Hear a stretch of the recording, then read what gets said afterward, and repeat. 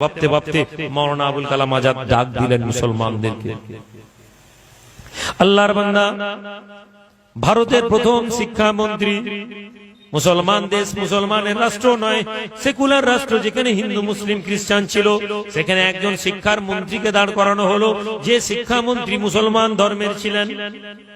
তিনি দাঁড়িয়ে জানার বলতে লাগেন, এই মুসলমানেরা, এই মুসলমানেরা, তোমরা যারা পাকিস্তানে যাচ্ছ, পাকিস্তানের খোদাকে আমার সালাম বলে দিও। এই তোমরা যাচ্ছ পাকিস্তান, শুনলাম তোমরা নাকি পাকিস্তান যেতে খুব ইচ্ছা রাখো, পাকিস্তানে হিজরত করবে।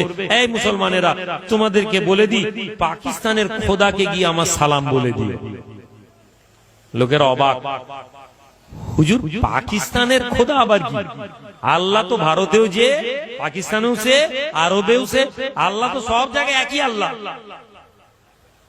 পাশ থেকে যখন এই প্রশ্ন করলো, মাওলানা আবুল কালাম আজাদ বলেছিলেন, হে মুসলমান, যদি তাই হয় তোমরা এই জন্য ভারত থেকে পালাতে চাইছো যে ভারতে হয়তো তোমাদেরকে হেফাজত থাকবে না, তোমাদেরকে মেরে ফেলা হবে। হে মুসলমান, যে খোদা তোমাদেরকে পাকিস্তানে হেফাজত করবেন, সে খোদা তোমাদেরকে হিন্দুস্তানেও হেফাজত করবেন।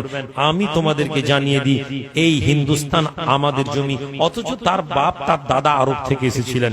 মাওলানা আবুল কালাম আজাদ আব্বা কোথাকার লোক জানেন? আরবের লোক। ভারতে এসেছিলেন চিকিৎসা করাতে, হাত ভেঙে গিয়েছিল, ওখানকার সম্ভ্রান্ত পরিবারের লোক।